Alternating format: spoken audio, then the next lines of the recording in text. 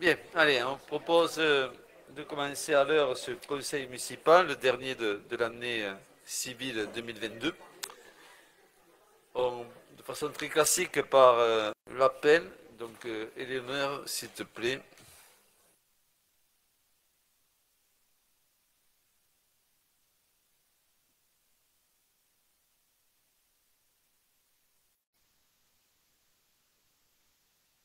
Allez, encore. Éléonore.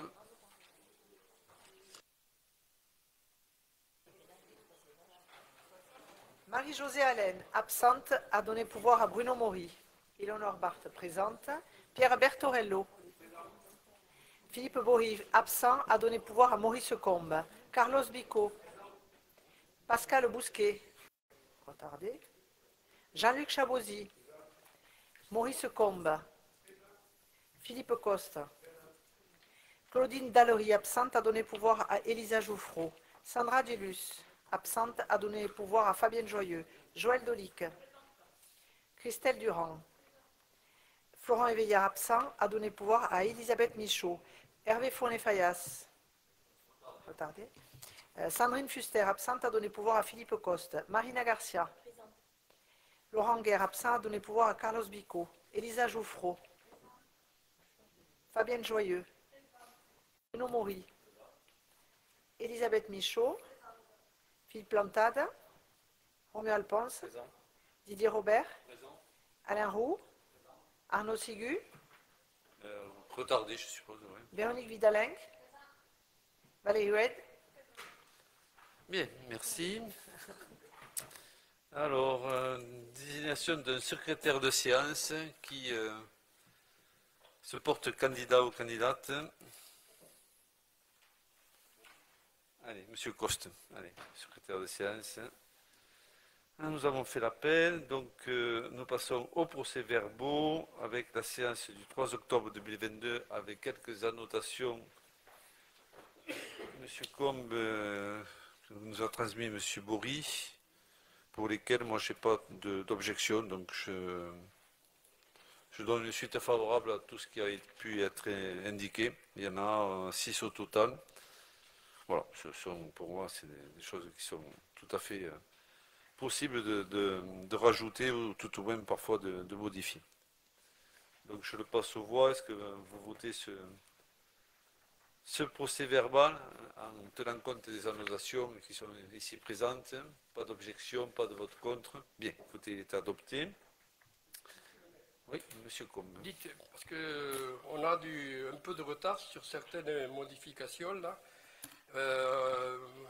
Nous n'avons pas demandé des modifications permettant d'avoir des lectures échangées précis qui ont eu lieu, qu'il s'agit des délibérations ou des questions orales. Nous regrettons fortement le refus sur certains procès-verbaux qui établit la teneur des discussions en reprenant avec plus de précision toutes les interventions et chacune.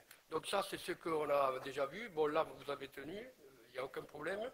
Par contre, on a eu des questions concernant les conseils où effectivement vous deviez nous donner des réponses, notamment par rapport à TCO, des solutions encourageantes, mais on n'a pas toujours les questions qu'on a posées au niveau du mois d'octobre, questions orales. Vous deviez nous donner, parce qu'il devait y avoir une réunion où Philippe Coste devait assister, donc on attend toujours éventuellement les réponses. Ensuite, sur le réseau d'évacuation pluviale, effectivement, au bord du lac, là, on attend toujours le plan que vous deviez nous donner. Et ensuite, on s'est aperçu que les comptes rendus du CT demandaient depuis un an. Donc là aussi, on n'a pas les comptes rendus du CT. Et ensuite, le dernier comptage des véhicules réalisés, que vous deviez nous faire passer. Écoutez, je note. On va regarder si on a ces documents. De toute façon, sur TCO ou autre, ça fait l'objet d'une question, je crois, une question diverse, non? Il n'y a pas une question sur ça, sur la réunion? Non, peut-être pas. Mais écoutez, on vous refera. Je pense qu'on fera un retour, j'espère avant la fin de l'année, sur les différents points évoqués, si on a des éléments nouveaux, parce que parfois ça prend un certain temps pour avoir les comptes rendus des réunions, mais effectivement, il y a eu des réunions sur les sujets principaux. Sur le compte rendu CT, il n'y a pas de souci, et sur le comptage des véhicules, je ne sais pas si on l'a. Si on l'a, bien sûr, on va vous le transmettre avec grand plaisir. Voilà. Monsieur le maire, il y avait les panneaux aussi, les lumineux, vous savez, concernant la vitesse, la limitation des vitesses. On n'a pas toujours de réponse. Il n'y a que celui d'entrée du village qui nous annonce qu'on est à 0 à l'heure, alors que c'est certainement pas vrai. Donc voilà, je voulais savoir si effectivement vous voulez faire quelque chose ou non là-dessus. Mais écoutez, on fait un retour, on va essayer de retrouver les questions qui n'ont pas, apparemment, pour lesquelles vous n'avez pas de réponse, et on reviendra vers vous dès qu'on aura tous ces éléments, peut-être partiellement, mais on va faire au mieux de nos possibilités, surtout en ce moment, semaine assez chargée. Allez, on passe aux décisions concernant ce conseil municipal. Donc, les premières décisions, la première, la 32, pardon, c'est la convention de servitude avec Enedis pour le raccordement de la nouvelle école. Donc, il s'agit tout simplement d'une convention qui permet le raccordement électrique de la future école. Voilà, donc on a passé une convention avec Enedis. Je ne sais pas si vous avez des questions sur ça, mais c'est assez classique, hein, pour alimenter, bien sûr, le nouveau groupe. C'est bon, on peut passer à la suivante, qui est la collecte des déchets alimentaires issus de la restauration scolaire. Adoption d'une convention de groupement de commandes avec des communes membres de Toulouse Métropole et le CCAS de Cugnot. Alors, ce groupement de commandes va nous permettre de respecter l'obligation de collecter les déchets alimentaires issus de notre restauration scolaire. Le marché prévoit le passage d'un prestataire pour collecter des biodéchets, épluchures de légumes par exemple, les restes de viande, etc. Pour information et pour rappel, la commune a engagé une démarche pour diminuer le gaspillage alimentaire au niveau de la cantine scolaire en collaboration avec Toulouse Métropole. Voilà, donc on est en règle et on a fait cette démarche, cette volonté. Monsieur Combe, oui. Oui, il me semble qu'il y a quelques années en arrière, on a déjà travaillé là-dessus au niveau des cantines pour savoir, pardon, pour savoir si on avait diminué. Bon, on devait en principe diminuer, on avait fait quelque chose, travailler en ce sens. Et est-ce que ça a évolué là-dessus ou non? Écoutez, ce qu'on a fait, on a fait surtout là, les épluchures, là, on a fait surtout dans le déchet classique, poubelle en gros. Hein. On a essayé de valoriser ça et de réduire ça, parce à réduire les déchets. Après, le reste alimentaire, Monsieur, Pierre, oui. excusez-moi, je pense que mon collègue pourra vous donner l'état des lieux de ce qui a été fait aujourd'hui. Quant à ce qui a été fait il y a plusieurs années, moi je n'ai pas connaissance d'avoir réalisé la même démarche, personnellement. Peut-être Romuald a une... En fait, dans le cadre de cette loi AGEC là, qui met en place donc, cette obligation légale de collecte des déchets alimentaires, c'est-à-dire les biodéchets, on est accompagné par Toulouse Métropole et par un cabinet d'études Indigo, et également un groupement d'agriculteurs bio Haute-Garonne et Ariège. Et donc au-delà de cette collecte des résidus de déchets, il y a également toute une démarche pour éviter justement d'avoir des déchets. Donc à ce jour, j'ai quelques chiffres si vous voulez. On a fait une collecte pendant une semaine à la cantine pour savoir précisément qu'est-ce qu'on avait comme déchets. Et on a en moyenne 117 grammes par enfant en élémentaire. La moyenne nationale, c'est du 110 grammes. Et on a 65 grammes par enfant en maternelle, et c'est 110 grammes également sur les moyennes nationales. Et on sert à peu près 500 repas par jour. Donc on a 198 kg de déchets organiques par semaine en élémentaire, et 56 kg de déchets organiques en maternelle. Donc la démarche, elle vise donc à réduire quand même ces quantités, soit en diminuant peut-être ce qu'il y a dans l'assiette, parce que parfois on met plus que de raison, on va dire, mais également pour faire en sorte que on ne jette pas plus que, oui, de Guibal, plus que des raisons. Bien, merci Romuald. C'est bon, vous avez toutes les infos. Donc on passe à la 34, c'est la modification de la régie de recettes et d'avances pour les manifestations et actions culturelles instituées le 6 janvier 2004. La modification de cette régie, qui concerne principalement l'encaissement des droits de place du marché et de l'école de musique, vise à autoriser l'encaissement aussi de prestations nouvelles liées aux locations des salles municipales. Il s'agit notamment de la prestation ménage, de la prestation café et de la prestation technicien. Donc c'est lié en grosse partie au Bascala. Et c'est Karine Rey qui a cette régie, hein, comme responsabilité. Donc on l'étend sur 3 compétences nouvelles, ou 3 possibilités d'encaisser, surtout sur qui touchent essentiellement, je dirais, le Bascara, voire le ménage sur les salles municipales. C'est bon? C'est clair? Ensuite, c'est la 30 dernière, c'est le lancement d'une procédure pour réclamer l'expulsion des gens du voyage occupant le parking du Bascala, dont la procédure a été lancée devant le tribunal administratif, donc c'est la démarche officielle, qui a ordonné l'expulsion des gens du voyage sans délai et a autorisé le concours de la force publique pour procéder à cette expulsion. Nous sommes dans l'attente d'un retour de la préfecture, on l'a eu, donc le préfet ou le sous-préfet ou le préfet chargé de la sécurité a validé vendredi l'expulsion. Donc, en plus, on avait une soirée où on devait peut-être avoir aussi le préfet à cette soirée-là et la ministre. Donc, bien sûr, c'est un peu accéléré, je suppose, la signature. Lequel préfet, je vois après-demain, dans le cadre de ma délégation sport pour la sécurité du stadium. Je pense qu'on va en rediscuter. Ceci étant, donc, le capitaine, bonsoir. Le capitaine de la gendarmerie Saint-Jory est allé sur site vendredi pour leur signifier que l'expulsion a été actée et qu'on n'attend plus que les forces de l'ordre qui doivent être assez conséquentes pour déterminer un jour et une heure d'expulsion. Je suppose que ça sera dans la semaine. Voilà. Monsieur, oui, alors moi, deux questions. Au niveau de la métropole, où c'est qu'on en est sur les aires de voyage aujourd'hui? Mais nous sommes en pleine discussion pour trouver des aires de voyage non plus tournantes, mais de façon à les pérenniser. Donc il y a eu un appel, je crois que Mme Blagnac a fait acte de candidature, mais je ne sais pas si son terrain permet justement d'accueillir les gens de voyage. Donc il y a plusieurs possibilités. Je sais qu'on a demandé à Grégoire Carnero de voir s'il était candidat de nouveau, mais il avait été tiré au sort. Lui, il y a 3-4 ans déjà, il avait eu cette terre chez lui, tournante, voilà, on est en pleine discussion là-dessus. Sur celle qui concerne Bruguière, plus généralement plus petite, puisqu'elle ne concernait que 7 ou 8 emplacements, nous sommes en discussion avec la métropole. Nous avons fait des propositions de terrain, puisqu'il faut offrir un terrain à la métropole. Ce terrain pourrait être sur un terrain CCS, donc il faut qu'on voit aussi au niveau juridique comment on articule tout ça. Et après, dès que ce terrain sera acté, dès que le géomètre, s'il est accepté par la métropole fera une aire de gens du voyage, sectaire, puisqu'ils y restent, comme à Castelginès, pérenne, voilà, de 6 ou 7 places, ce qui n'est pas très, très important. L'investissement et le fonctionnement incombe à la métropole. Voilà. Donc on a déjà fait un transfert de charges sur l'entretien de ces aires, on a anticipé déjà.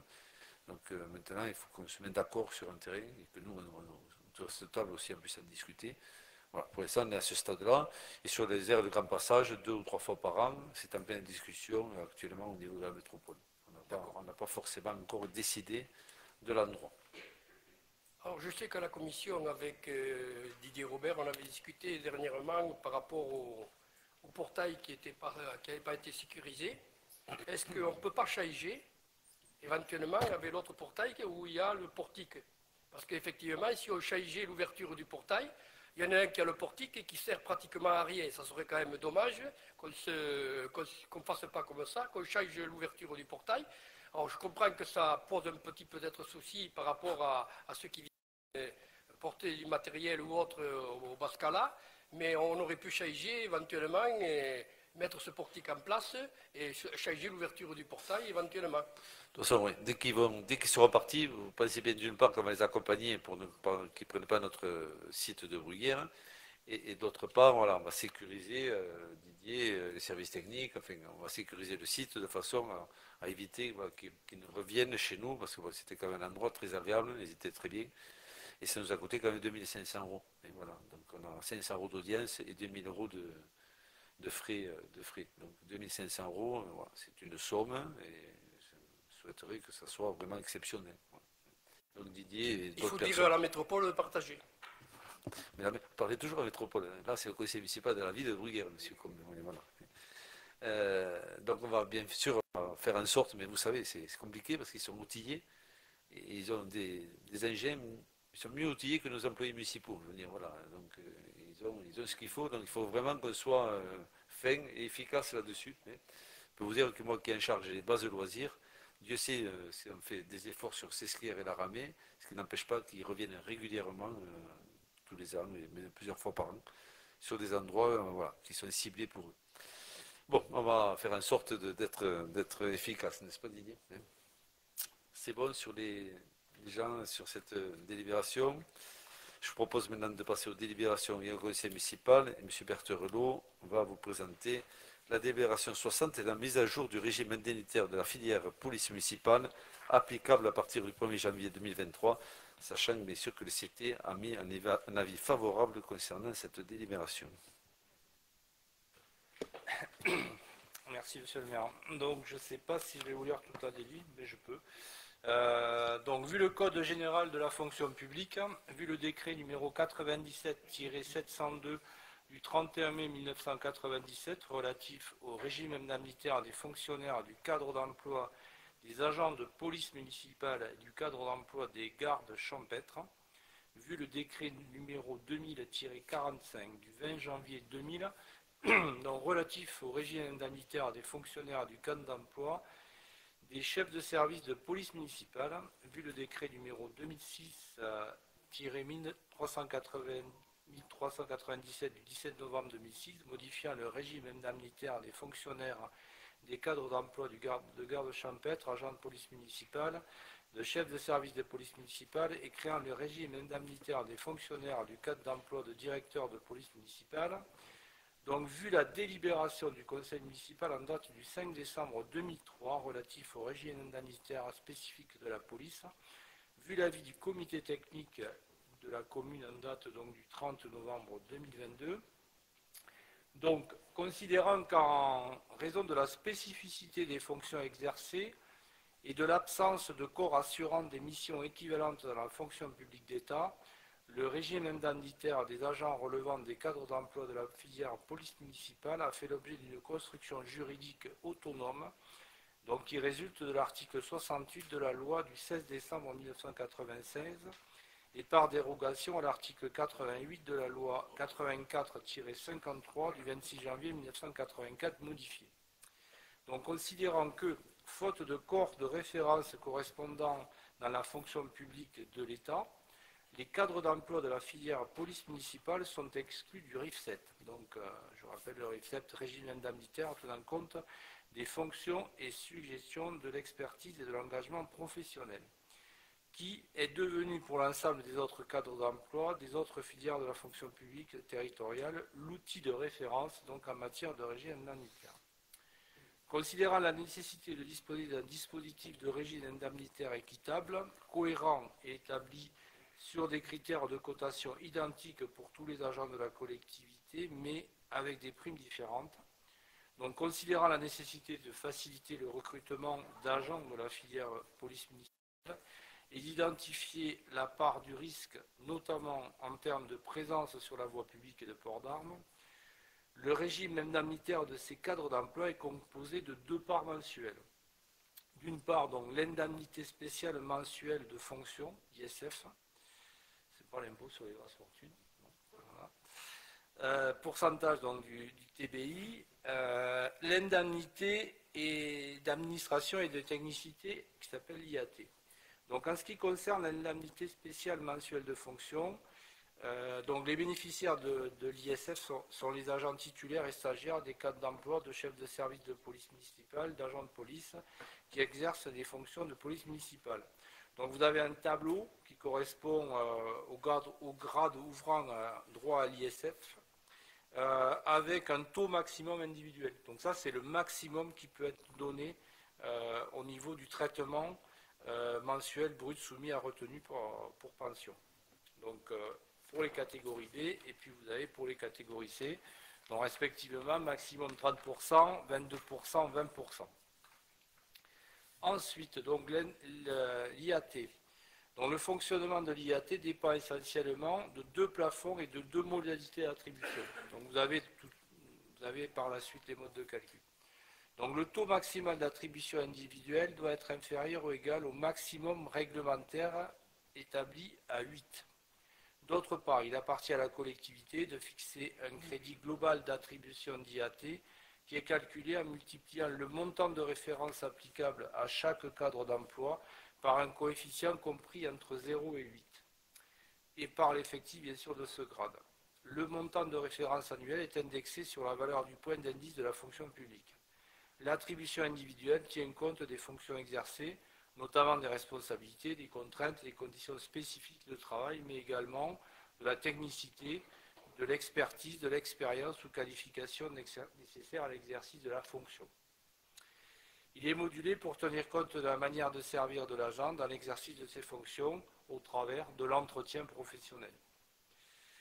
Donc, vous avez dans le tableau qui suit les montants de référence annuels au 1er juillet 2022, donc qui sont fixés par l'État, montants de référence annuels, et vous avez derrière le calcul en fait relatif à notre collectivité, encadrement de services et agence en fonction d'encadrement. La particularité, donc, comme c'est indiqué dans la délibération, c'est que vous avez un gradient, normalement un coefficient à appliquer de 0 à 8. Nous, sur la collectivité, nous avons choisi de 7 à 8 pour les postes d'encadrement et de 5 à 7 pour les postes sans fonction d'encadrement. Voilà. Ce qui permet à l'autorité territoriale de faire jouer, en fait, de faire varier, pardon, mal approprié, de faire varier en fonction de ce qui a été vu lors des entretiens professionnels et en fonction des échanges, puisque c'est l'autorité territoriale qui a responsabilité directe sur la police municipale, de proposer cette indemnité d'administration et de technicité. Voilà. Donc, je vous ai tout dit. Mais, monsieur Combe. Par rapport aux autres communes, aux alentours, au niveau de la police municipale de Toulouse, il y a beaucoup de différences. Alors, je ne saurais pas vous dire. Je pense que par rapport à Toulouse, oui. Oui, par rapport à Toulouse, oui. Je pense qu'on n'a pas la même rémunération, mais il n'y a pas le même travail non plus. Hein, voilà. Toulouse, c'est jour, nuit, week-end, voilà, c'est des patrouilles. Alors, ici, c'est un peu différent, mais c'est vrai que Toulouse est plus attractif financièrement. Après, au niveau des communes voisines, je pense qu'on se tient à peu près tous, parce qu'on a des agents qui viennent de Castelnau, voilà, il n'y a pas l'impression qu'il y a un gros écart de salaire entre les communes avoisinantes. Mais par rapport à Toulouse, oui, je dois être honnête, bien sûr. Et je sais pas si le travail est différent, de par les horaires et les postes, effectivement, ils sont mieux rémunérés sur Toulouse, vraisemblablement, ou dans des grosses collectivités. Puisqu'il y a le risque aussi des quartiers, enfin, ils interviennent aussi, voilà, ils ont des primes qui sont peut-être différentes par rapport, je dirais, à ceux de chez nous. Voilà, je peux passer au voix. Donc, qui refuse de voter, qui vote contre, qui s'abstient, c'est voté à l'unanimité, c'est adopté et je vous en remercie. Nous passons donc à la suivante, je pense que c'est toujours M. Bertorello qui vous présente la subvention exceptionnelle à l'amicale des services pour la participation du maintien de salaire. C'est classique, on le fait tous les ans. Donc effectivement, deuxième délibération, je vous quitterai à la 8e, pour l'instant, je suis la seconde. Donc ça concerne la subvention exceptionnelle à l'amicale des services territoriaux pour la participation au maintien de salaire.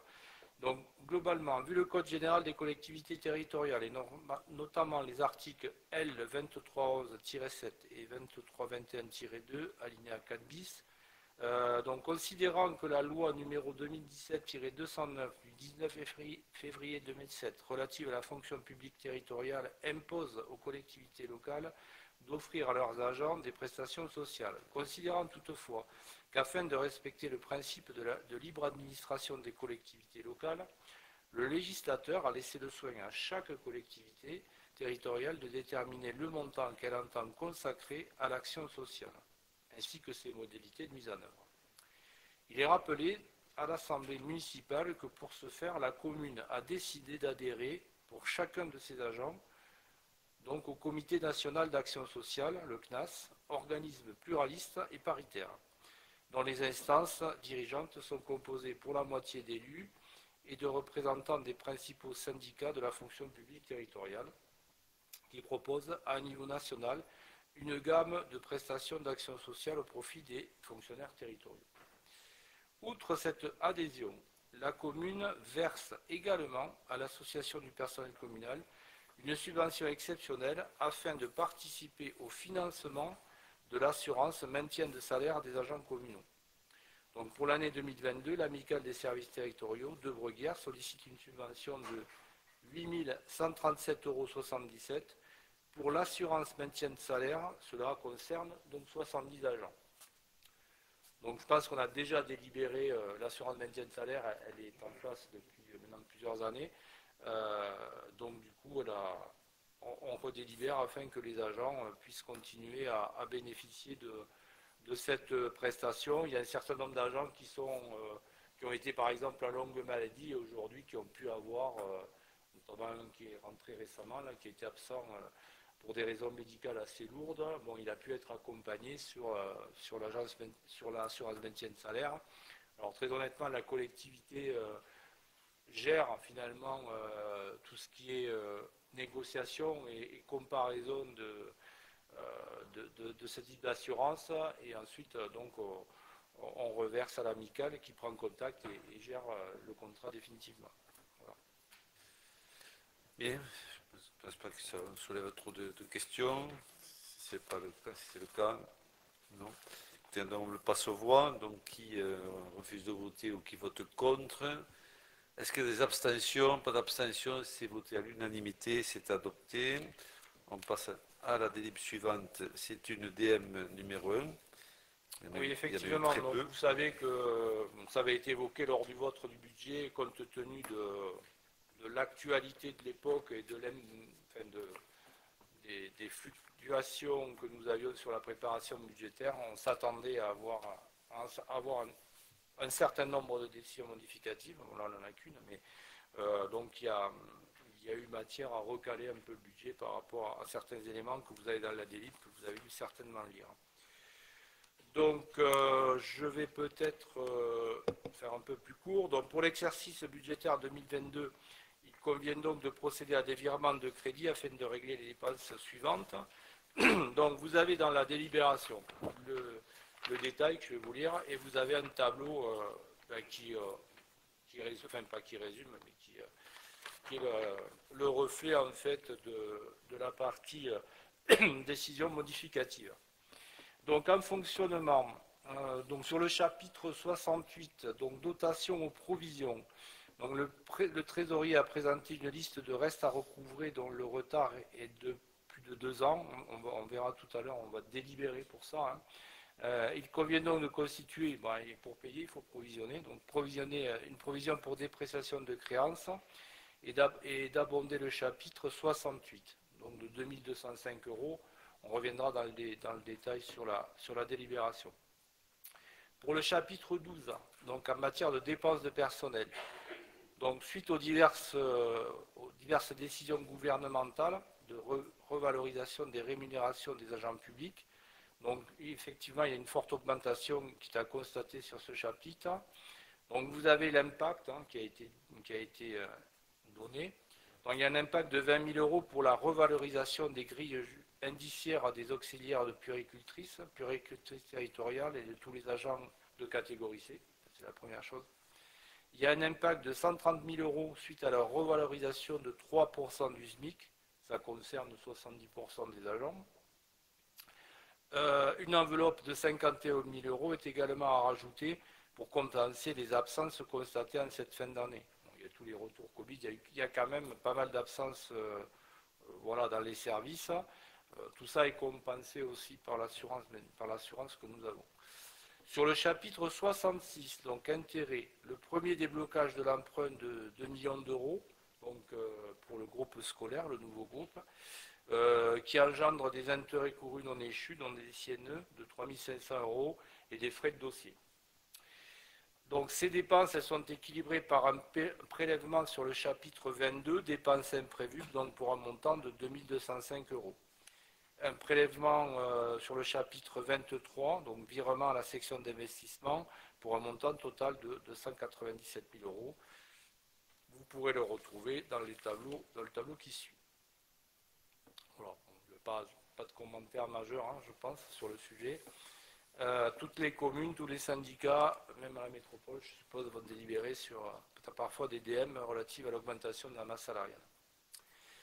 En investissement, donc sur le chapitre 41, opération patrimoniale. Donc on a des régularisations comptables de transfert à l'intérieur de chaque section qui ont été opérées en accord avec la Trésor. Il nécessite 127 114 euros de crédit. Donc ces régularisations, elles sont principalement liées à des transferts de frais d'études du compte 2031 du second groupe scolaire vers le compte 2313. En fait, on les prévoit et après on vient les reporter puisqu'on les prévoit avant de les engager. Comme on ne les avait pas engagés, on les avait prévus sur un chapitre et comme on vient de les engager, on les transfère sur l'autre chapitre. Sur le chapitre 16, emprunt et dette assimilée, le premier déblocage de l'emprunt, donc qui génère du capital supplémentaire pour un montant de 33 400 euros. Donc sur l'opération concernant la réhabilitation du groupe scolaire actuel, donc là on était plus particulièrement sur la création du groupe. Par contre sur la réhabilitation, il faut qu'on réajuste également les crédits afin d'honorer les frais d'études de l'assistance à maîtrise d'ouvrage et de la maîtrise d'œuvre à hauteur de 60 000 euros. Sur le chapitre 26, les participations et créances rattachées à des participations, un amendement de 1 000 euros est nécessaire. Vous le verrez tout à l'heure par rapport à une délibération par rapport à la participation dans notre réseau d'infrastructures numériques métropolitain. Donc un abondement de 2 000 euros qui est nécessaire pour effectuer le versement d'une action toute commune. Enfin, monsieur le maire vous présentera la délibération, vous verrez que nous sommes actionnaires, un bien grand mot, mais on est actionnaire de la SPL. Sur les opérations travaux du second groupe scolaire et réhabilitation de l'actuel groupe scolaire, on a des réajustements comptables de l'article 21 312 vers le 2313 qui sont opérés, donc 3 637 715 euros pour le second groupe et 34 916 euros pour la réhabilitation du groupe scolaire actuel, la partie cuisine. On va dire. Donc ces dépenses supplémentaires, elles sont équilibrées par un prélèvement sur le chapitre 21, virement de la section de fonctionnement, et un abondement sur les investissements divers à travers l'article 21 888 d'un montant de 203 100 euros. Donc, vous avez tout le détail. Donc, ça passe vous avez des dépenses, des recettes qui s'équilibrent. Et nous aurons, je pense, clôturé la seule et unique EDM dans l'année, malgré effectivement des choses qui ont bougé, mais bon, voilà. Bien, merci Pierre. Monsieur Combe. Je regrette que l'État n'ait pas participé au financement des salaires des fonctionnaires territoriaux, hein, parce qu'une fois de plus, on s'aperçoit quand même que c'est les catégories C qui payent le plus, et en plus on est loin de l'inflation, hein, puisque 3 ou 4%, alors que l'inflation elle frôle les 7 ou 8% à l'heure actuelle. C'est quand même dommage. Il y a eu une forte révalorisation du point aussi, non? Il y a eu un ensemble de choses qui ont fait. Bon, alors on se félicite que ce soit pour notre personnel, hein, honnêtement. Je dirais, c'est tout à fait normal qu'il soit revalorisé, il le mérite, hein, en toute franchise. Par contre, sur le budget communal, voilà, ça fait un peu mal, hein, parce que c'était pas prévu. On fait une DM là-dessus. Voilà, les marges de manœuvre, bon, c'était correct, mais bon, ça me nuise avec ça me nuise aussi avec les fluides, hein, qui augmentent, je dirais, considérablement. Voilà, la situation, elle est ce qu'elle est, mais je veux dire, voilà, on subit souvent ce genre de vote au niveau du gouvernement. Mais après, je le répète une nouvelle fois, je suis ravi par rapport au personnel qu'on ait pu avoir cette augmentation par rapport, je dirais, aussi, qui n'ont quand même pas des gros salaires au niveau de la collectivité. Je pense qu'il n'y avait pas eu d'augmentation du point d'indice depuis plus de 6 ans, 7 ans, 10 ans. Bon, après, juste un commentaire, mais c'est pas, je ne représente pas l'État quand je dis ça, mais ce que je cru comprendre, c'est que par rapport à cette politique, par rapport à l'inflation en général, une des décisions de l'État à l'Assemblée nationale, pour ceux qui regardent l'Assemblée, c'est intéressant en ce moment, c'est notamment l'évolution des bases de taxes foncières. Voilà. C'est pour compenser, c'est ce que dit l'État en tout cas, pour compenser les augmentations qu'ont subies les collectivités. fera pas le débat, on va savoir que c'est toujours les mêmes qui payent. Voilà, ça on en parlera. Bon, écoutez, on va le passer au roi. Et de ça, on va une seule DM sur une année, c'est quand même bien. Ça veut dire que on a quand même bien géré le budget et ensuite bien mis dans les, je dirais, dans les chapitres qu'il fallait. Il y a quelques rajustements, mais voilà, dans Parce l'ensemble, qu'effectivement, il faut remercier bon, les services, évidemment. les hein, services parce que comptables aussi, Les ouais. services, Analytiques, l'ensemble des services les élus. et Voilà. les élus. Ouais. Voilà. Parce que chaque élu. Parce que c'est une on n'a pas de budget délégation, supplémentaire depuis 10 ans, mais une seule DM, c'est quelque chose de convenable et d'acceptable. ouais. Allez, on passe au vote. Donc, qui vote contre, ou refuse de voter, qui s'abstient? Alors, nous avons 2, 4 abstentions, c'est ça, si vous avez des pouvoirs. Hein. Le restant, vous le votez à l'unanimité. Très bien, écoutez, c'est adopté. Je vous en remercie. On passe aux demandes d'admission en non-valeur. C'est notre trésorier qui nous demande voilà, de faire cette admission en non-valeur. Alors, nous avons donc 2 délibérations. Bon, je vous propose de les faire, de vous les présenter une à la suite parce qu'elles sont un peu liées. C'est un peu la même thématique, si je puis dire. D'une part, il y a une demande d'admission en non-valeur, c'est-à-dire que chaque année, le comptable public de la collectivité présente la liste des titres, des recettes et créances dont le recouvrement n'a pu être effectué. Vous avez en annexe, me semble-t-il, le détail d'ailleurs, malgré la mise en œuvre de l'ensemble des poursuites dont il dispose. Donc pour cette année, la somme, un peu comme l'année dernière, s'élève à peu près à 9 876 €. Et est à admettre par non-valeur pour les motifs suivants. Combinaison infructueuse d'actes, les poursuites exécutées n'ont pas permis de solder la créance, le redevable ne percevant pas des revenus insaisissables ou étant non imposables. NPAI et demande de renseignements négatives malgré les recherches entreprises auprès des différentes administrations. Aucune nouvelle adresse n'a pu être identifiée, surendettement et décision d'effacement de dette. Voilà, reste à réaliser, inférieur, poursuite sans effet, etc. Donc globalement, pour cette année, on a décidé en fait de donner un avis favorable au trésorier qui est allé au bout des choses. Je voudrais quand même, vous l'avez pu constater, sur le recouvrement, il y a quand même des choses qui sont assez anciennes. Hein. C'est 2019, 2020, c'est vraiment des périodes un peu anciennes, relativement anciennes. Quand même pour votre information, on a mis en place depuis septembre 2021, au travers de l'enfance jeunesse et de la de notre régisseur, régisseur des recettes, une procédure en fait pour essayer d'anticiper au mieux en fait la problématique de non-paiement, en tout cas à notre niveau, d'inviter les personnes après ces démarches-là à payer ce qu'ils doivent. Ça passe donc par une relance par mail quelques jours avant l'échéance de la facture, ça c'est la première chose. Les familles qui n'ont pas réglé 15 jours après l'échéance, elles reçoivent le courrier de relance, on leur envoie un courrier, elles ont 15 jours pour régler, et après les recouvrements ils sont envoyés à la trésorerie. 3 semaines avant chaque vacances, on demande également l'état des restes à réaliser à la trésorerie pour avoir un point.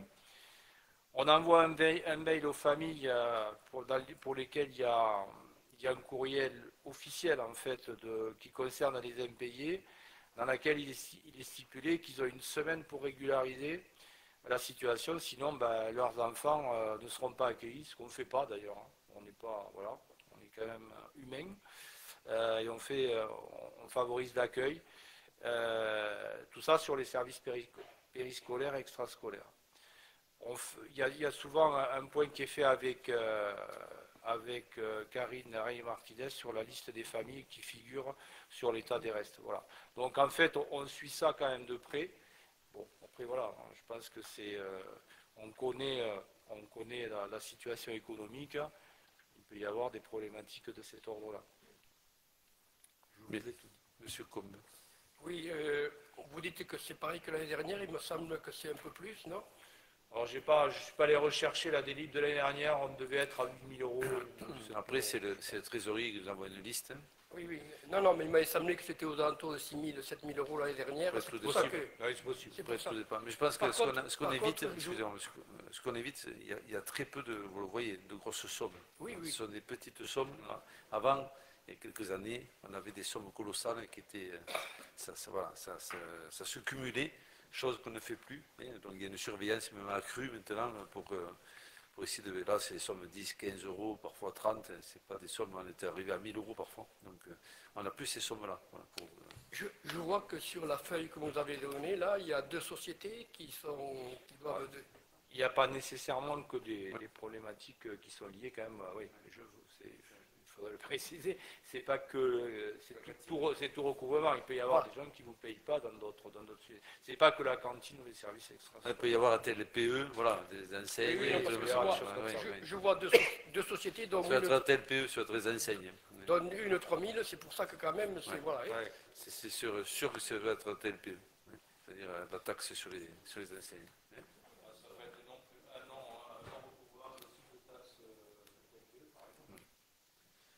Voilà. Oui, non, c'est pour ça que j'étais surpris, parce que comme vous Oui, dites enfin, que moi, normalement c'est la cantine ou un truc J'ai comme fait ça. le focus parce que c'est une grosse partie, mais bon, et puis bon, parce que voilà, l'année dernière on avait la même chose. Puis avant, honnêtement, il y a 10 ans, on basculait de la mairie vers le CCAS et on transférait. Et c'est le CCAS qui épongeait les dettes de la ville.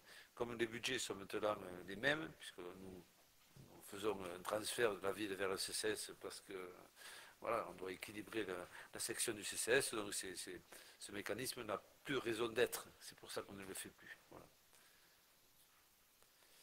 Ça, on peut le passer au vote, hein. Mesdames et messieurs les élus, c'est bon. Donc alors, pour l'admission à non-valeur, pour un montant, comme disait M. Bertorello, de 9 876 €, qui vote contre, au refus de vote, qui s'abstient. Pas d'abstention, c'est voté à l'unanimité et adopté. Très bien, écoutez, je vous remercie. On passe au point suivant, c'est une provision, c'est la même chose. Oui. Et sur les risques, on nous demande de provisionner. Voilà. Et donc, l'année prochaine, on aura peut-être une somme équivalente. Monsieur le maire a tout à fait raison. C'est exactement le même processus. Là, on anticipe, on provisionne parce qu'on a déjà quelques éléments de la trésorerie. Donc, on propose de provisionner un peu plus de 2000 €. Ça sera, ça ne veut pas dire que, mais au moins, on l'aura mis en provision. Voilà, donc on ne va pas tout vous dire, c'est juste une provision pour risque. Est-ce qu'on a tous dans les sociétés ou autres, dans les villes, dans les budgets. Donc je vous propose de passer au vote. Donc qui vote contre ou refus de vote? Est-ce qu'il y a des abstentions? Pas d'abstention, c'est voté à l'unanimité. Très bien, écoutez, c'est adopté. On passe au point suivant, c'est la CLEC, l'attribution de compensation suite à la commission locale d'évaluation des transferts de charges. Et M. Bertorello a encore cette délibération à vous soumettre. Oui, donc il s'agit, bon, vous savez que la CLEC en général se réunit 1 à 2 fois par an pour quand il y a des cas de transfert de charges, de modification. Le sujet, enfin de cette délibération était un des sujets de la CLEC. En fait, de façon très simple, monsieur le maire, qui connaît bien le sujet d'ailleurs de la GEMAPI, donc cette compétence depuis 2022, elle est assurée par une taxe instaurée par une délibération du Conseil de métropole. Mais avant d'instaurer cette taxe, en fait, on avait eu une participation des collectivités au travers de l'attribution de compensation. On avait avancé quelque part cet argent-là de manière à ce que la métropole puisse d'ores et déjà exercer la compétence. Là, c'est juste une restitution finalement maintenant, puisque la collectivité, vous avez pu voir sur votre feuille d'impôt qu'il y avait une part GEMAPI. Donc la métropole perçoit maintenant directement, au travers des services des impôts, va percevoir cette taxe et donc elle nous restitue l'autre partie sur la C. Voilà. C'est une petite régularisation, mais ma foi, ça compense les impayés, quelque part. Bien. Voilà. On a perdu 8000, on récupère ça. Des questions? Pas de questions, on peut le passer au vote. Alors, qui vote contre ou des refus de vote? Qui s'abstient? Pas d'abstention. C'est voté à l'unanimité, c'est adopté. Je vous en remercie. On passe à la 66. L'autorisation d'engagement des dépenses et investissements avant le vote du budget 2023. C'est classique tous les ans, je crois que c'est 25% de Oui. l'investissement et ça permet de payer les factures tant qu'on n'aura pas voté le budget de 2023. Oui, tout à fait, monsieur le maire. En fait, on a isolé les différents chapitres sur lesquels il faut il est nécessaire d'engager le quart du budget avant le vote de ce dernier, qui devrait être voté le 20 mars, avec une commission finance un peu avant et avec un DOB au mois de février. Donc en attendant que nous ayons bâti le budget, il faut qu'on ait la possibilité de payer des factures que nous aurons sur certains chapitres, d'où le quart de l'engagement. Voilà, rien d'exceptionnel. Monsieur Bertorello, on peut corriger au niveau du calcul là, du total là, du budget de 2023, vous avez mis 1 986 262 et c'est 263. Ah, d'accord. Écoutez. Pour si vous suiviez ça. Merci, vous monsieur, savez, on en a monsieur donné, Combe. Non, vous regardez. Je vois que vous suivez. Bon, allez, on va sortir 1 euro de notre poche.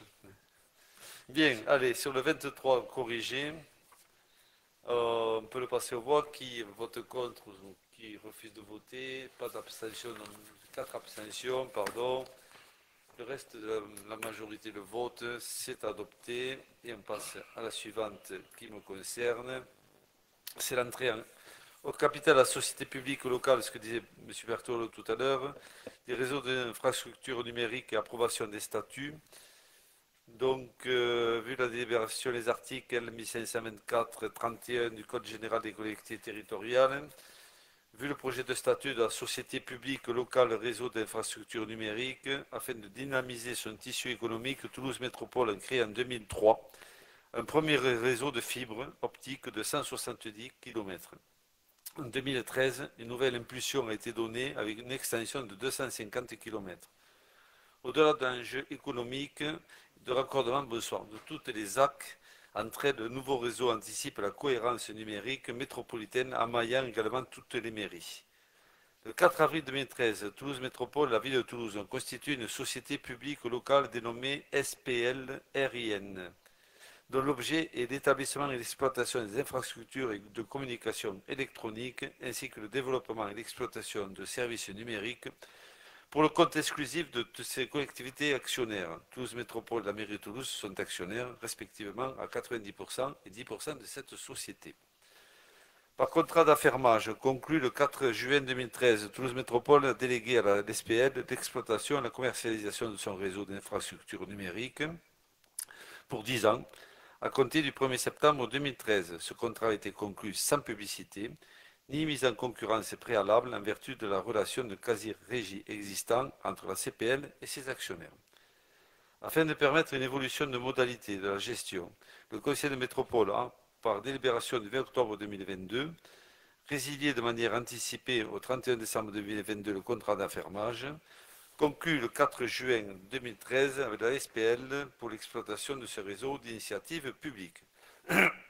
Cette même délibération a approuvé le principe d'une délégation de services publics pour l'exploitation du RINM sous la forme d'un contrat d'affermage à conclure avec la Société publique locale réseau d'infrastructures numériques, SPL-RIN, pour une durée de 10 ans à compter du 1er janvier 2023. Par ailleurs, afin de conforter cette volonté de faire évoluer les modalités de gestion et de permettre aux autres communes membres de Toulouse Métropole de bénéficier de la souplesse et de la réactivité de la SPL, le président de Toulouse Métropole a proposé aux autres communes de devenir actionnaires de la SPL, donc c'est la nouveauté, donc on va être actionnaire, afin de conclure à leur tour librement des contrats destinés à répondre à leurs besoins en travaux et services numériques dans le cadre de leurs compétences. Sans être actionnaire, on ne pourrait pas faire appel à ces travaux, d'où l'importance. Cette solution permettra aux communes actionnaires de bénéficier de l'expertise et des compétences de la SPL en matière de développement et d'exploitation de services numériques, de simplifier les procédures pour le raccordement de leurs points, sites publics, équipements de vidéoprotection et d'optimiser leurs coûts dans un contexte de mutualisation. Le capital social de la SPL est fixé à la somme de 200 000 €, divisé en 200 actions de 1 000 € de la valeur nominale de même catégorie, détenues exclusivement par des collectivités territoriales ou groupements de collectivités territoriales. Le capital social est réparti comme suit. Donc vous avez tout le détail, 150 actions pour Toulouse Métropole. 20 actions pour la ville de Toulouse, soit 10% et 75%, bien sûr c'est le plus gros actionnaire. Et après vous avez la possibilité de devenir actionnaire à raison de 0,5% du capital social, avec une action par ville adhérente à la métropole. Et bien sûr toutes les villes devront délibérer. Administration et contrôle de la SPL. La SPL est administrée par un conseil d'administration composé de 9 sièges. Si le nombre de membres du conseil d'administration ne suffit pas pour assurer en raison de leur nombre la représentation directe des collectivités territoriales de leur groupement ayant une participation réduite au capital, ils doivent se réunir en assemblée spéciale conformément à l'article 1524.5 du Code général des collectivités territoriales. L'assemblée spéciale se désignera parmi les élus de ces collectivités ou groupements 2 représentants communs qui siégeront au conseil d'administration. Les modalités de fonctionnement et d'organisation de l'Assemblée spéciale sont détaillées dans les statuts de la SPN. Le nombre de sièges est réparti ainsi. 6 sièges pour Toulouse Métropole, 1 siège pour la ville de Toulouse et 2 sièges pour les représentants de l'Assemblée spéciale. Il y aura aussi un collège des communes, de façon aussi à anticiper, donc de permettre aussi d'avoir une représentativité ou tout au moins de faire des remarques de cas échéant. Le représentant de la collectivité ou EPCI doit être désigné par son assemblée délibérante. Moi, je vous proposerai M. Bertorello. Et éventuellement relever des fonctions dans les mêmes conditions, conformément aux dispositions de l'article 1524.5 du Code général des collectivités territoriales. La présente délibération propose l'entrée au capital de la SPL RIN pour une prise de participation de 1 action pour une valeur unitaire de 1 000 €, sachant que la commune sera représentée au sein de l'Assemblée spéciale. Les statuts de la SPL devront faire l'objet d'une approbation par l'organe délibérant de chaque collectivité ou EPCI actionnaire. Est ainsi proposé au conseil municipal. On vous propose d'entrer au capital, bien sûr, d'approuver les nouveaux statuts de la SPL, de désigner le représentant de la commune aux instances de la SPL, M. Bertorello, d'approuver l'acquisition par la commune d'une action de la SPL détenue par Toulouse Métropole au prix nominal de 1 000 €, d'autoriser M. le maire ou son représentant à prendre toutes les dispositions et à accomplir toutes les formalités pour l'exécution de la présente délibération, et en particulier à signer les statuts de la SPL RIN. Voilà, donc l'idée c'est d'être actionnaire, comme le seront toutes les communes à hauteur de 1 000 € nous concernant, et ensuite ça nous permettra de bénéficier des services, de l'action et des interventions, oui monsieur Combe, de cette structure. C'est passé un conseil métropolitain jeudi dernier, je crois, et ça a même été approuvé, et c'était même, je dirais, félicité par l'opposition de la métropole. Monsieur Combe. Oui, alors là vous parlez de signer un statut, et on nous a remis un document de statut mis à jour, un projet, sauf que ce document il est vieux, parce que il a au moins 10 ans. Donc je ne vois pas ce que vient faire ce document là dans ce qu'on nous a donné, quoi. Parce que c'est coin et croquette, donc... Après, c'est le seul qu'on ait eu de la métropole. Voilà, c'est pour ça. C'est les anciens, peut-être d'autres se feront avec... Parce qu'on n'a pas les nouveaux, quoi, là. Mais les nouveaux se feront quand on aura tous les actionnaires. Je suppose que ça, c'est les anciens de 2013. Donc celui-là, c'est pas bon. Ben, il est bon jusqu'à ce jour, tant que les délibérations ne sont pas prises par les collectivités. La seule qui a été prise, c'est la métropole, je vous dis la semaine dernière. Tant qu'on n'aura pas l'accord des trucs, on saura exactement le nombre de communes qui seront actionnaires, je pense qu'elles le seront toutes. À ce moment-là, il y aura sans doute de nouveaux statuts qui seront proposés à tout un chacun et au préfet également. Donc voilà, je pense que ça va se faire par étapes. Là, les derniers qui sont à ce jour valides, c'est ce que nous avons envoyé par la métropole et ce que vous avez sous les yeux. Voilà. Donc ça va se faire en 2 fois. Donc l'idée aujourd'hui, c'est de devenir actionnaire, d'autoriser à signer ces documents, de vous proposer M. Bertorello comme référent, je dirais, au sein de cette instance, pour suivre ce réseau de fibres qui est indispensable pour le bon fonctionnement des services et de nos concitoyens. C'est bon, c'est clair. Je peux le passer au roi, donc qui vote contre, pas des refus de vote et qui s'abstient, pas d'abstention, c'est voté à l'unanimité. Très bien, écoutez, je vous remercie. On va passer maintenant au niveau de l'intégration de l'opérateur de téléphone mobile SFR dans le groupe Ivroy. Je crois que c'est juste une régule, et c'est Fabien Joyeux qui vous propose. propose ces délibérations. Comme d'habitude, ce sont des régularisations. Nous avons une antenne SFR au complexe sportif. Ils ont transféré, SFR a transféré la facturation à Ivroy et Ivory l'a transféré à Celnex. Donc, afin de facturer, bien entendu, SFR pour qu'il nous paye, nous sommes obligés de prendre une délibération pour que monsieur le trésorier de Balma puisse facturer le groupe Ivory et ensuite le groupe Celnex. Mais c'est assez fréquent, hein, chaque fois qu'il y a des antennes, il se passe le pylône de société en société. C'est géré par... voilà. Enfin, nous, on voudrait encaisser, et pour encaisser, il faut prendre la délibération de changement de statut. Voilà, c'est tout. Bien, je pense que ça ne doit pas trop susciter le débat, on peut le passer aux voix. Qui vote contre ou des refus de vote? Est-ce que des abstentions? Il n'y a pas d'abstention, c'est voté à l'unanimité. Très bien, écoutez, c'est adopté. Je vous en remercie. On passe au point suivant, l'instauration d'un tarif concernant un domaine public à Xeraco. Je crois que c'est pour la banque. C'est la caisse d'épargne, pas la durée des travaux. De Bruguère a l'intention de refaire l'intérieur intégralement de ses bureaux. Et pour refaire les bureaux, ils sont obligés de prendre des Algeco et de les positionner sur la commune pas très loin parce qu'ils ne doivent pas être éloignés de leur bâtiment pour éviter de déposer un permis de construire. Donc nous avons trouvé un emplacement qui était l'ancienne base de vie quand il y a eu les travaux de cœur de ville qui se trouve à Xeraco, car à cet endroit-là, là où il y avait les containers de verre, il y a l'eau, il y a l'électricité, il y a le téléphone, il y a la fibre, il y a tout. Donc eux, ils arrivent à les Algeco et ensuite, il resterait à peu près 6 mois. Voilà. Donc pendant ce temps, nous avons déplacé les containers provisoirement et nous avons déplacé aussi le relais vêtements un petit peu plus loin, le temps de la durée des travaux. Pour ce faire, bien entendu, nous leur avons proposé un tarif qu'ils ont accepté. Et c'est pour ça que ce soir, on vous propose de fixer le tarif à 1 350 € par mois, ce qui ferait, s'il ne restait que 6 mois, 8 100 €. Voilà. Ils nous préviendront, bien sûr, quand les travaux commenceront. On a voulu mettre un prix par mois, que s'il y avait 15 jours, 3 semaines de retard, qu'on puisse aussi facturer au prorata, que de mettre un forfait qui nous aurait pénalisé si, le cas échéant, il y avait des retards au niveau des travaux. Voilà. C'est pour ça qu'on a un peu modifié. Et après, bien sûr, les pointeries reviendront à l'endroit, parce qu'on a eu des voisins qui, bien sûr, ont réagi, parce que le point de tri était déplacé.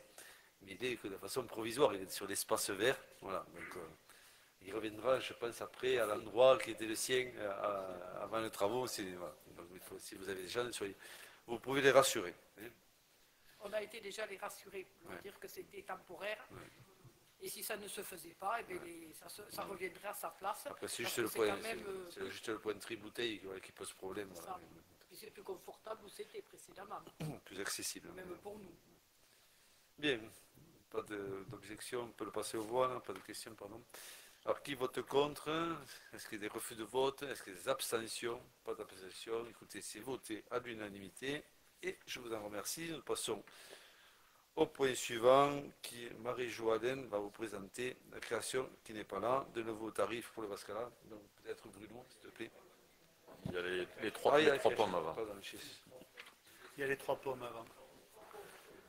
Désolé. Alors, non, il y a juste Arnaud. Oui, il y a juste une petite modification de règlement intérieur, puisqu'effectivement, il y a eu des évolutions réglementaires et donc nous sommes obligés de modifier le règlement intérieur. Donc les principales modifications portent sur les points que je vais vous donner et qui sont détaillés dans le projet de fonctionnement que vous avez annexé à la délibération. Donc pour l'accueil en surnombre, donc la réforme impose la précision au sein du règlement de fonctionnement du nombre maximum d'enfants pouvant être accueillis. Sur la crèche municipale des 3 pommes, donc le nombre d'enfants accueillis simultanément ne peut dépasser 26 enfants, ce qui correspond à 115% de la capacité d'accueil fixée par la PMI. Le choix des règles d'encadrement des enfants, donc il y avait 2 possibilités, notamment en nouvelle réglementation, laisser le choix, donc un rapport d'un professionnel pour 5 enfants, pour un enfant qui ne marche pas, ou alors un professionnel pour 8 enfants, ou alors un professionnel pour 6 enfants qui ne marchent pas, et un professionnel pour 8 enfants qui marchent. Nous, on ne bouge pas, et on reste à ce qui se fait aujourd'hui, c'est-à-dire un professionnel pour 5 enfants qui ne marche pas. C'était surtout ça la différence, mais nous on ne bouge pas, on ne passe pas à un professionnel pour 6. Au niveau de la responsabilité de l'établissement, la nouvelle réglementation impose d'identifier un référent santé et accueil inclusif pour la structure et de détailler les missions qui lui sont confiées. Donc ça sera la directrice donc, de la structure qui fait office de référent santé et accueil inclusif. Pour les constitutions de dossiers, les modalités de constitution de dossier sont précisées. Les principaux changements concernent les modalités de consultation des données allocataires par la crèche. C'est annexé. Le projet d'établissement, il doit prévoir la mise en œuvre de la charte nationale de l'accueil du jeune enfant. Et donc, il est proposé au conseil municipal d'accepter les modifications du règlement de fonctionnement tel que présenté précédemment et dans le projet de règlement annexé. Vous avez tout annexé à la délibération. Voilà, rien de bien méchant sur c'est juste des modifications. Voilà. C'est bien que ça soit parfois réajusté, voilà, qui a été demandé par la directrice et qu'on vous propose aujourd'hui. Hein. Bien, écoutez, je peux le passer au vote si vous êtes d'accord. Donc, qui vote contre cette modification, qui s'abstient, pas d'abstention, c'est voté à l'unanimité, donc c'est adopté. Écoutez, merci. Ce coup-ci, on est sur Bruno. C'est à toi maintenant, s'il te plaît, sur la création des nouveaux tarifs pour le Pascal. Oui, voilà, donc création des nouveaux tarifs pour le Bascala, donc c'est de proposer différents tarifs à voter.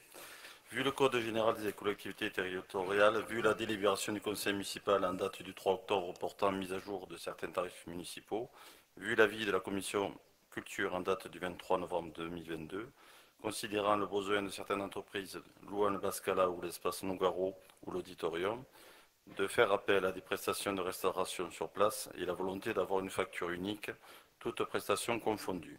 Considérant que la prestation de restauration sur place engage l'image de marque du lieu, il est proposé à l'Assemblée délibérante de référencer une liste succincte de traiteurs autorisés à exercer au sein des salles concernées avec l'application des tarifs suivants. Donc il y a 3 gammes de produits pour la partie repas proposée, gamme soprano, gamme alto et gamme ténor, et elle se différencie dans un cocktail pour le déjeuner, un cocktail dînatoire, un déjeuner assis ou un dîner de gala.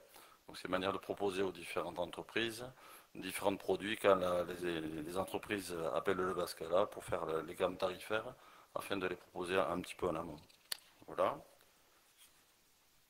Et ensuite, il y a la partie boisson, pour la même chose, avec une gamme soprano, une gamme alto, une gamme ténor, avec un forfait vin qui est prévu pour 4 personnes et un forfait apéritif qui est prévu, une flûte de champagne pour 3 ou 4 personnes. Voilà. Si le client souhaite faire appel à un traiteur qui n'est pas référencé, il sera demandé une redevance de 10% sur le montant hors taxe de la prestation traiteur extérieur.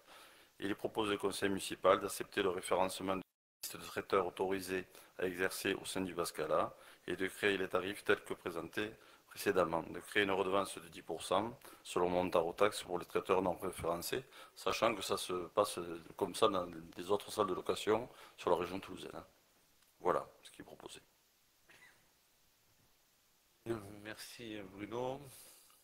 Sachant qu'on a eu un week-end très agréable au niveau du Bascala, hein, avec une réception vendredi ou samedi où j'étais présent avec pas mal de personnalités. On attendait même la ministre qui n'est pas venue au dernier moment, mais on avait un parterre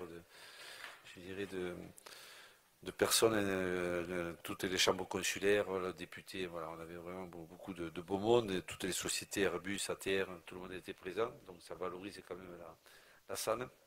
Et samedi, on avait le théâtre Capitole également, donc une belle programmation, et voilà, on était très fiers d'accueillir tout ce monde ce week-end, et aussi un petit mot aussi de félicitations pour le marché de Noël, qui s'est aussi très très bien passé, et très très bien déroulé au niveau de la salle de l'Xeraco. Voilà. Donc, merci pour tout au moins tous ceux qui se sont impliqués pour l'organisation de ces événements. Bon, je peux revenir au vote. Donc, qui vote contre ces prestations, ces tarifs, pardon, qui s'abstient? Tout le monde est favorable. Écoutez, c'est adopté à l'unanimité. On continue, Bruno, avec la suivante, la création de nouveaux tarifs pour le Bascala prestation activité. Alors on continue. Donc vu le Code général des collectivités territoriales, vu la délibération du Conseil municipal en date du 3 octobre portant mise à jour de certains tarifs municipaux, vu l'avis de la Commission culture en date du 23 novembre 2022, considérant le besoin de certaines entreprises louant le Bascala ou l'espace Nougaro ou auditorium de faire appel à des prestataires proposant des activités de cohésion, team building, team booster, animation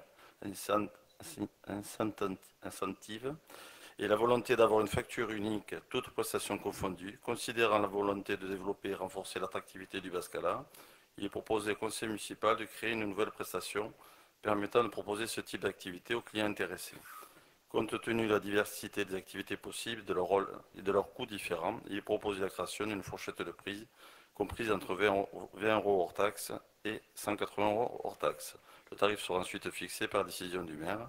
Il est proposé au conseil municipal de souhaiter la création d'une prestation activité, de créer la fourchette de prix telle que représentée précédemment, d'autoriser monsieur le maire, à travers des décisions, à fixer les tarifs en fonction des activités choisies. C'est la même chose que donc le traiteur. On propose une gamme de tarifs avec des animations. Et comme ça, quand les entreprises peuvent louer le Bascala, elles peuvent louer en même temps des activités différentes, ça nous permet de facturer. Alors, j'ai peut-être pas tout compris, mais team building et team booster. En français, là, le type, là, ça veut dire quoi, là? Les team building, on est deux haïtiennes, là. Vous êtes une entreprise, vous louez le Bascala, vous voulez faire des animations de cohésion d'équipe, ça s'appelle le team building. Et là, donc, vous allez faire un séminaire, on va vous proposer des animations de jeu avec différentes entreprises qui seront référencées au sein du Bascala. Voilà. C'est de la cohésion d'équipe, tout simplement. Très bien. On en fera avec la métropole, monsieur. Ouais. Bien, allez, on va voter le team municipal. Alors, qui vote contre? Vous dites refus de vote. Qui s'abstient? C'est voté à l'unanimité. Très bien, je vous remercie. On passe à, je crois, à la dernière délibération proposée par Fabienne Joyeux. Ouais. Donc c'est la conférence intercommunale du logement, c'est la CIL, qui a été créée en 2017 avec Toulouse Métropole et que nous travaillons très fréquemment. Par contre, nous avons fait un aménagement au travers de cette CIL. On a créé un plan partenarial de la demande de logement social. Ce plan, que nous avons approuvé le 14 février 2019, vise à assurer plus de transparence et une meilleure lisibilité du parcours résidentiel dans le système d'attribution des logements sociaux. La loi Elan du 23 novembre 2018 nous a demandé la mise en place d'un système de cotation. Pour cette cotation, la CIL s'est basée sur un référentiel, lequel référentiel s'appelle méthode et qui a été élaboré, ce référentiel, par l'Union sociale de l'habitat.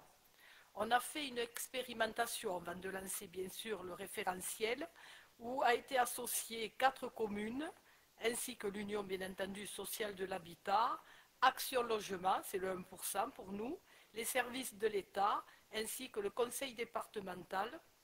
Et nous actuellement en mairie, comme toutes les communes, nous travaillons avec l'outil que nous appelons Atlas, ce qui nous permet de nous mettre sur ce logiciel et de voir les personnes qui souhaitent venir habiter en logements sociaux sur la commune de Bruguière.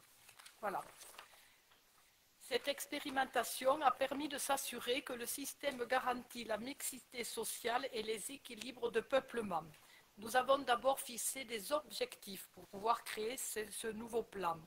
Les objectifs principaux de cotation sont, entre autres, assurer une meilleure information auprès du demandeur, favoriser l'égalité de traitement des demandes, s'assurer que les dossiers prioritaires et les demandes les plus anciennes soient bien examinés. Ça, ce sont nos objectifs. Maintenant, il a été créé 5 axes de cotation. Dans ces 5 axes de cotation, les critères qui ont été retenus et qui seront appliqués à chaque demandeur de logements sociaux, c'est premièrement l'ancienneté de la demande. Il y aura des points qui seront attribués. Un exemple, c'est 1 point par mois, maximum 3 ans, 36 points. Les publics prioritaires, qui ne concernent que les priorités fixés par la loi, la préfecture, les personnes qui sont rattachées au DALO, au plan départemental d'action pour le logement et l'hébergement des personnes défavorisées. Ensuite, il y a les publics prioritaires complémentaires, c'est le taux d'effort financier en fonction de leurs revenus, bien entendu. En quatrième point, il y a la priorité locale de Toulouse Métropole. Ce sont les logements qui sont en sous-occupation, les motifs liés à l'emploi. Une personne qui veut venir travailler sur Bruguière, bien sûr, sera dans les priorités. Ensuite, il y a les publics jeunes et les publics seniors. Et le dernier point qui un petit peu nous arrange, c'est ce qu'on appelle le point malus. En effet, nous sommes aperçus, je parle pour notre commune bien entendu, que nous proposons des logements aux personnes qui sont en demandeurs de logements sociaux. Et alors, nous avons pas mal de refus. Parce que le logement, il est situé avenue du Gamouna et qu'ils auraient souhaité habiter rue de la Briqueterie. Ou le logement, le balcon est trop petit. Ou le logement, c'est pas une maison. Ou le jardin est trop petit. Voilà. Voilà, c'est des critères quand même qui ne sont pas recevables pour des personnes qui ont besoin de ces logements en urgence.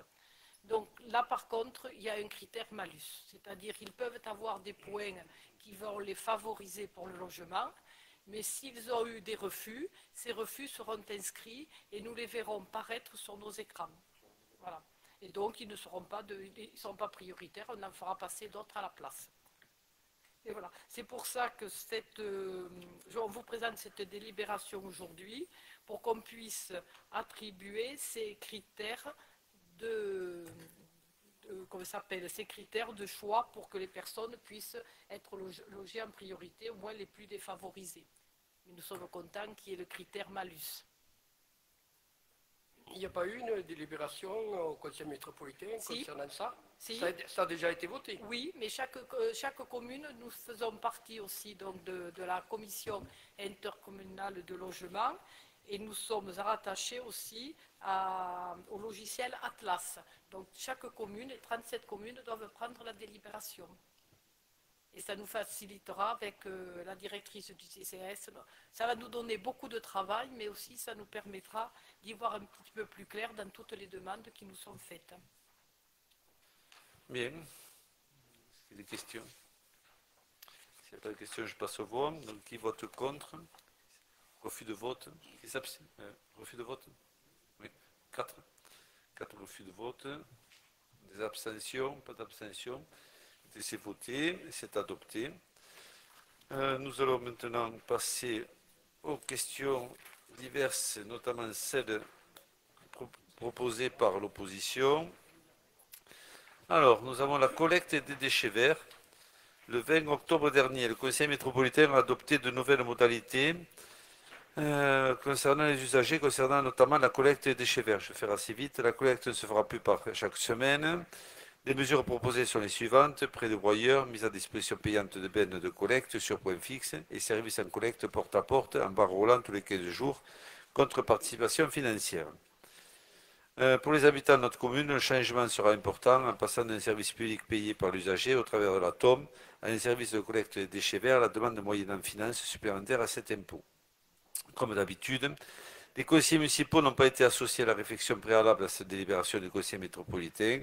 Comme d'habitude, aucune information auprès de la population n'a été faite, sans parler de l'absence de concertation des modalités de collecte des déchets visant à induire le tonnage et à traiter de l'ensemble des déchets, ce qui a été par ailleurs nécessaire. Quel est l'avis du conseil municipal sur les modalités? Réponse: en plus je fais partie avec Vincent Terrain-Novès je dirais de cette réflexion. On a fait quatre grosses réunions, les services. Donc, cette démarche s'inscrit dans l'objectif prévu par la loi de réduction des déchets. Donc c'est une loi qui nous oblige à avoir un tonnage qui soit réduit de plus de moitié, voire de 3/4. Donc c'est une loi là-dessus. Avec Toulouse Métropole, nous communiquons sur les bonnes pratiques pour réduire la production des déchets verts. Donc on va avoir une méthode de com là-dessus et met en place régulièrement un point de vente au Bascala de composteurs avec des formations. La collecte et le traitement des déchets verts coûtent de plus en plus cher avec l'inflation, notamment au niveau je dirais, des fluides et surtout du carburant. De même, avec la nouvelle organisation des services et la mise en place des 1607 heures et de mesures de protection des agents, il fallait évoluer. Donc on a aussi des critères par rapport à la santé de nos agents qui ne peuvent plus porter un certain tonnage par jour. Je ne sais plus combien de tonnes de déchets ils avaient. Donc on avait cette volonté aussi de réduire et de faciliter, je dirais, d'être le plus, ça soit le moins pénalisant pour nos employés métropolitains. Donc nous maintenons un service de collecte en pas de porte à Bruguière, ce qui n'est pas le cas dans toutes les communes en métropole. Je ne veux pas citer Saint-Jury. C'est une somme relativement modérée qui sera demandée et qui devrait être modulée en fonction de la production, puisque plusieurs volumes de bennes de collecte seront proposés avec des tarifs différents. Cette compétence étant transférée par la loi à Toulouse Métropole, le conseil municipal n'est pas normalement à se prononcer directement. Vous êtes libre de le faire dans vos publications, ce que vous avez fait la semaine dernière, ce que j'avais dans la boîte aux lettres. Ce que je peux dire aussi, c'est que bon, il y aura l'accompagnement, il y aura plusieurs, voilà, il y aura, je pense, des bennes qui seront proposées avec un passage peut-être par semaine ou par quinzaine selon le nombre de logements et surtout de collectifs aussi. Donc on a regardé un peu tout ça.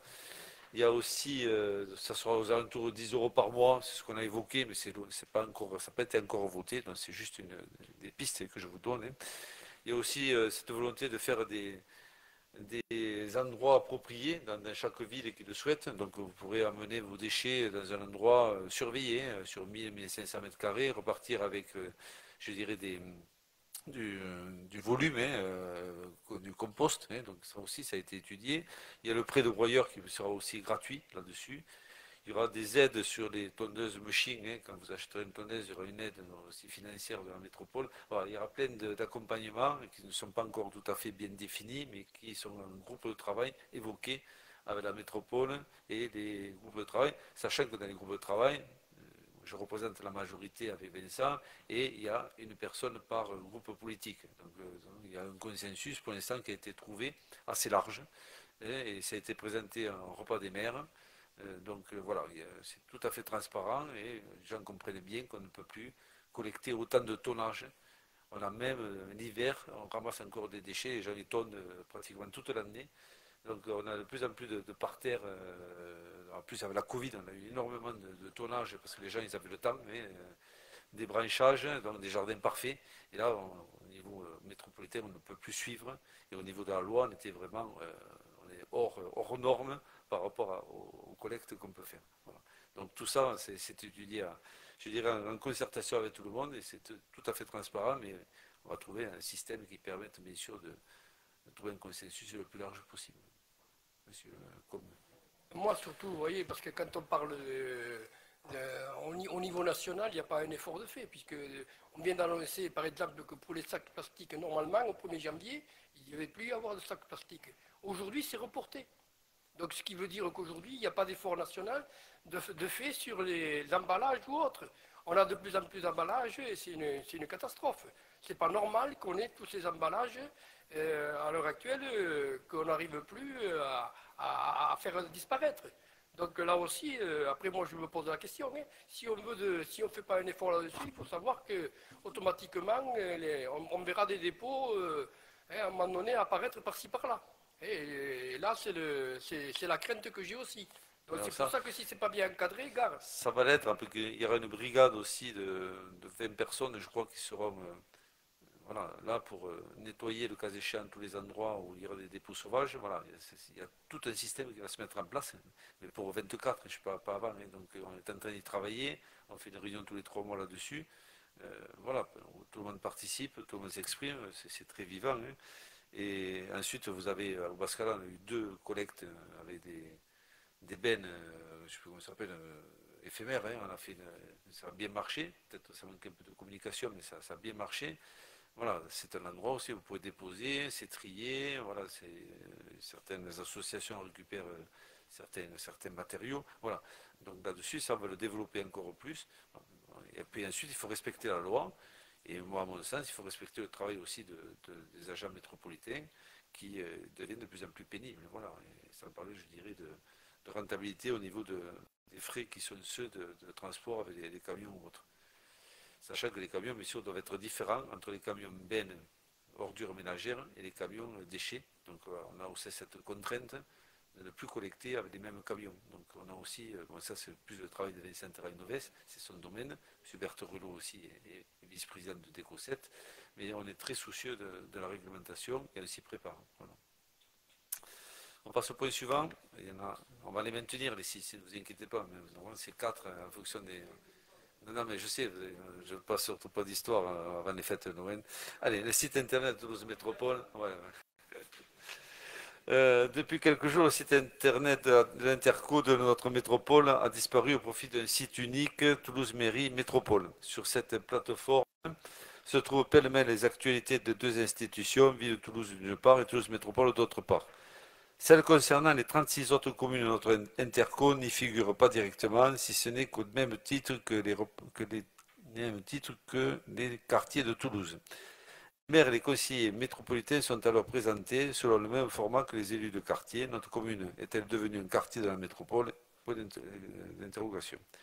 N'y a-t-il pas dans ce changement décrété unilatéralement par M. Moudin et sa majorité municipale et métropolitaine un détournement des moyens mis en commun pour l'ensemble des habitants de la métropole au profit de services tournés vers les seuls habitants de la ville de Toulouse? C'est particulier. Nous demandons à ce que l'Interco de Toulouse Métropole retrouve une communication claire et distincte de celle de Toulouse, de la ville de Toulouse, respectant ainsi le principe constitutionnel selon lequel aucune collectivité territoriale ne peut exercer une tutelle sur une autre. C'est l'article 72. Alors, réponse, un site unique entre la ville-centre et la métropole n'est pas inédit. Je veux dire, ce n'est pas la première fois, puisque vous le retrouvez à Strasbourg, Nantes, Rennes, Orléans, voilà. En gros, on mutualise, on n'y voit pas une malveillance. Moi, personnellement, le nouveau site internet permet de retrouver les informations métropolitaines sans préjudice pour les communes. Et je vous rappelle que sur nos sites communaux existent toujours, donc on ne nous a pas demandé de les fermer.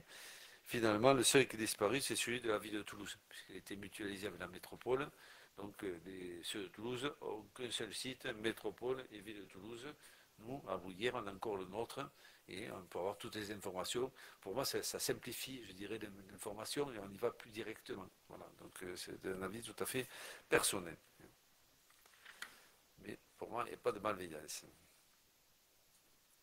On passe à la troisième. Passe pour ZFE. Alors, la délibération relative à l'instauration d'un pass, un carnet d'usage, de 52 jours, à l'intention des particuliers et des professionnels pour l'utilisation ponctuelle d'un véhicule dans la zone à faible émission. C'est ceux qui ont une voiture ancienne qui n'auront pas l'autorisation de rentrer dans Toulouse à cause, je dirais, de la ZFE, peuvent être considérés comme une évolution positive. Le conseil municipal n'ayant pas été consulté pour avis, pouvez-vous, M. Plantade, en tant que représentant élu de notre commune au sein du conseil métropolitain, nous apporter des précisions sur ce dispositif de passe et nous faire part de son vote le 8 décembre dernier, c'est passé la semaine dernière.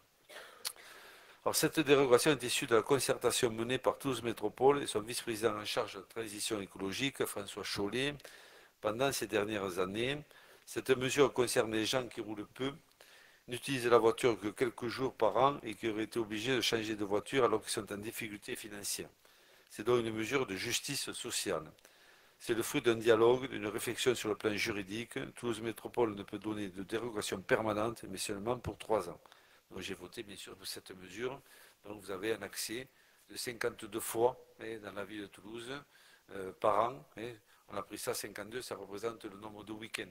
Voilà, pour faire simple, si un samedi vous allez à une maison de retraite ou sur le centre-ville, vous pourrez y aller avec le véhicule, même s'il ne passe pas le portail. Donc, bien sûr, il n'y aura pas de répression, il n'y aura pas d'amende. Quand les portails seront mis en place, ce n'est pas encore le cas. Voilà. Donc on a pris cette mesure que j'ai votée favorablement, qui est pour moi une avancée. On ne refuse pas les gens pour entrer à Toulouse 52 fois. Voilà, ça me paraît être quelque chose de cohérent et de justice et de juste. Voilà. C'est bon, monsieur Combe? Je sais qu'il y avait un artisan qui s'était fait prendre, il en a pour 200 000 € d'amende, mais bon. 200 000 € d'amende? J'ai pas lu.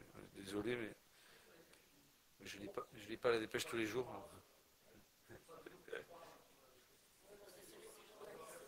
200 000 €, ça me paraît. Bon, écoutez, je n'ai pas lu la dépêche. Développement du transport par train. Il apparaît qu'un accord se fait jour pour avancer dans l'étude et la réalisation d'un réseau de transport régional, tant au niveau de la région, du département, de la métropole et de l'État. Pour une fois qu'on est tous d'accord. Le Conseil métropolitain a approuvé le 20 octobre dernier les termes de l'avenant 1 à la convention de financement de la phase projet des aménagements ferroviaires de la ligne existante au nord de Toulouse. L'avenant intègre la subvention européenne, les participations financières de l'État, de la région, du département, de la métropole, de son SNCF Réseau, 30,2 millions sont prévus pour cette phase d'étude. La mobilisation des habitants et des élus locaux avec l'association Rallumons l'Étoile. C'est M. Lanus qui est président, qui est l'ancien du pôle. Pour la réalisation d'une halte ferroviaire à l'Espinasse a été importante. Vous étiez, monsieur le maire, ainsi que certains adjoints, et nous étions également. Le travail réalisé par l'association Rallumons l'Étoile contribue à cette mobilisation et la mise en synergie des différents niveaux d'institutionnels concernés. Nombre d'habitants soutiennent ce projet de fonctionnement de type RER et ont adhéré à cette association. À l'image de certaines communes du Nord toulousain qui soutiennent ce projet et ont adhéré à cette association, notre commune pourrait en faire de même. Nous le proposons. Qu'en pensez-vous? Alors, nous soutenons à notre niveau l'amélioration des transports dans notre territoire, notamment le Nord toulousain. Au sein de Toulouse Métropole et TCO, des discussions ont lieu avec la région et avec l'État.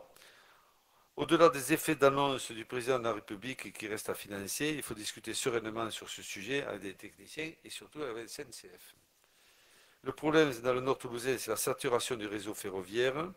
Le projet de LGV y apportera une réponse en rajoutant des voies, donc créant des créneaux de circulation. Cela permettra de renforcer le cadencement des TER en lien avec les connexions qui seront faites avec le réseau de métro toulousain, en particulier avec la 3e ligne que nous rejoindrons à la station La Vache. Il est illusoire de croire qu'on pourrait, comme à Paris, créer un nouveau réseau.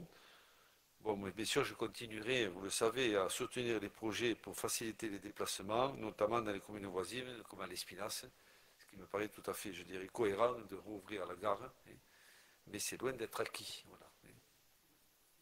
Ah, c'est même pas à l'ordre du jour. Hein. Pour moi, c'est compromis, mais on va quand même se battre avec nos moyens pour défendre ça. Qu'on a du souci à se faire pour aller encore avec les transports à Toulouse. Et après, il y a un cadencement qui est prévu. Voilà, donc La Vache étant près de l'Espinasse, il y a Saint-Jury, dont les trains ne doivent pas mettre plus de temps que de raison.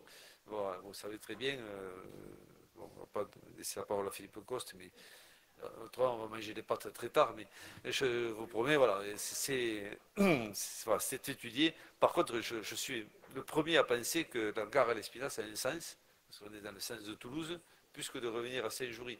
Mais bien sûr, après, voilà, on n'est pas le seul décideur là-dessus, mais croyez-moi qu'on va faire le maximum pour en faire entendre notre voix, et nous étions ensemble il y a quelques mois à l'Espinasse. PLUH. La réunion publique concernant le PLUH est organisée à l'échelle de notre métropole le 14 décembre prochain. Ceci est une bonne chose, même si la salle du Sénéchal disposant d'une jauge de 150 places a été remplie très rapidement. Il n'y a plus de place, bien sûr. Comment se fait-il qu'aucun temps d'information et de concertation n'a été organisé au niveau de notre commune pour aborder les enjeux du nouveau PLUH pour la métropole et plus particulièrement pour Bruguière et recueillir avis et réactions des citoyens et citoyennes de notre commune? Réponse. Toulouse Métropole exerce la compétence urbanisme et gère donc la concertation sur ce sujet comme sur d'autres. Vous pourrez suivre sur Internet cette réunion le 14 décembre, donc elle sera quand même retransmise en visio et sur Internet. Vous avez pu participer lors d'un point d'information sur la place il y a quelques mois. Vous avez pu faire votre contribution en ligne ou dans un cahier mis à disposition à l'accueil sur ce sujet. Vous pourrez dans les prochaines semaines débattre et voter le PADD. Nous sommes en train de le regarder de façon attentive. Il faisait 80 pages. Et nous avons depuis quelques jours un document plus succinct qui vous sera envoyé, qui fait une vingtaine de pages. Dernière étape réglementaire de l'élaboration du PLUH, comme vous pourrez, comme le temps sera venu, voter le projet final de PLUH suivant. Je vous encourage à suivre le site internet Je participe de Toulouse Métropole pour suivre les différentes étapes de cette consultation. Voilà. Donc je pense qu'il est fait de façon concertée, donc ce n'est pas une révolution en soi. De toute façon, on avait déjà un PLU qui a été cassé, PLUH, donc on s'appuie quand même sur des données. Voilà. Concernant notre ville, on a fait état de certaines, je dirais, remontrances, mais dans l'ensemble, le PADD me semble tout à fait acceptable. Et ce qui nous permettra, s'il est voté, à partir d'avril, d'avoir un droit à surseoir sur l'urbanisme, ce qui est, à mes yeux, aussi une avancée. Voilà, je ne sais pas si ça vous convient, mais tout le monde peut suivre, bien sûr, les différentes étapes, et elles sont nombreuses. Le panneau lumineux du Bascala. Ce panneau lumineux rayonne jour et nuit face au parking du Bascala. Les informations qui sont diffusées sur cet outil seraient très certainement plus lues s'il était situé sur un autre lieu de notre commune.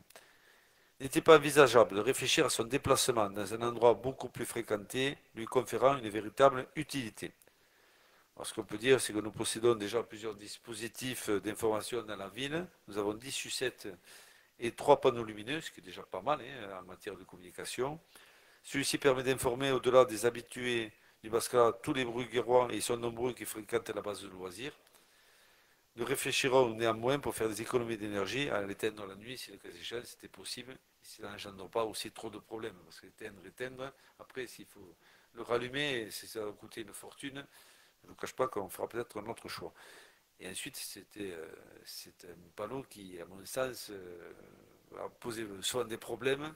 Le déplacer, ce serait encore pire. Le déplacer, ce serait carrément l'enlever et le détruire. Donc c'est pour ça que je suis très prudent là-dessus. Parce que c'est un prototype que M. Le Tallec avait proposé en son temps, au niveau du Bascala. Et le prototype, parfois, est parfois fatigué. Voilà, donc, que vous en parlez là. Il y a un protocole particulier concernant l'allumage des lumières en plein jour sur les parkings?